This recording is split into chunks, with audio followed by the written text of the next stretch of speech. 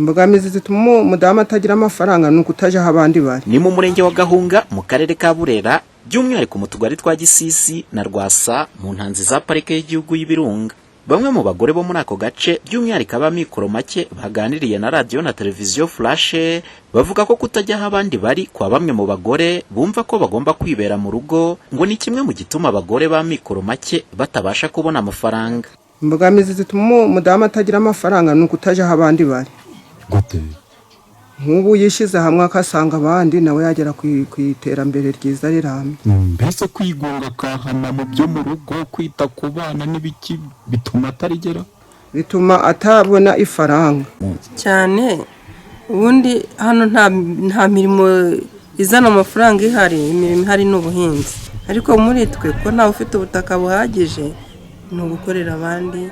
Mu gushaka kumenya neza niba koko kwitinya kwa bamwe mu bagore batajya mu bandi ari zimwe mu nzitizi zituma batagera ku mafaranga, twasuye bamwe mu bagore bihurije hamwe muri koperative Imbere Heza yo mu murenge wa Gahunga ho mu karere ka Burera. Maze bamwe mu bagore bitinyutse bakihuriza hamwe muri iyi koperative bavuga ko byababereye inzira nziza yo kugera ku mafaranga bitandukanye nuko mbere bari bameze bakitwa abagore bo mu rugo gusa.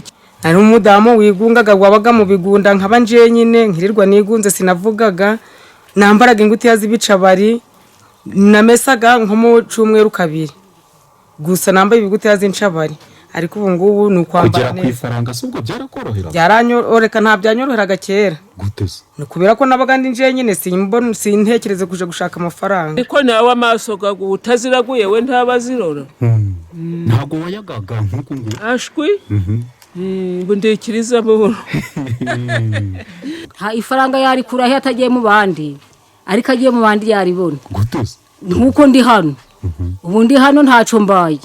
Mu kurushaho gushishikariza abagore kwishyira hamwe kuko ariyo nzira nziza yo kwiteza imbere no kwizigama, ubuyobozi bw'akarere ka Burera buvuga ko budahwema guhora bubisaba abaturage by'umwihariko abagore, banabibutsa ko kugana ibigo by'imari ari kimwe mu kizakomeza kubafasha nk'uko bishimangirwa na Kabanda Didasi, umuyobozi w'ishoramari n'umurimo muri aka karere. Dufite n'agatsinda k'abana b'abakobwa bakwana profami barimo bakora amasabune hara mu Rugarama utuntu nk'utwo. Ubu bese nibwo bukangurambaga bese ni amishe ya mbere. Umuntu wese uri mu itsinda tumukangurira itsinda ryakora ariko first ngo mufana n'ikigo cy'imari.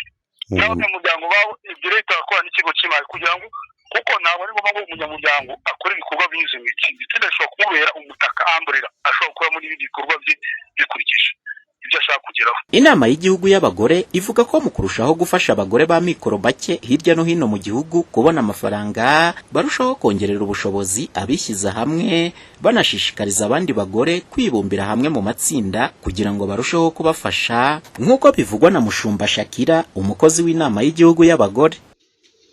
Dutanga icyo navuga amahugurwa, kuko gufasha umugore no kumuha n'amahugurwa akamenya uburyo akoresha amafaranga, akamenya niba bafite koperative ni gute koperative yabo bayiteza imbere. Tumaze igihe tutanga ayo mahugurwa kugira ngo dufashe umugore.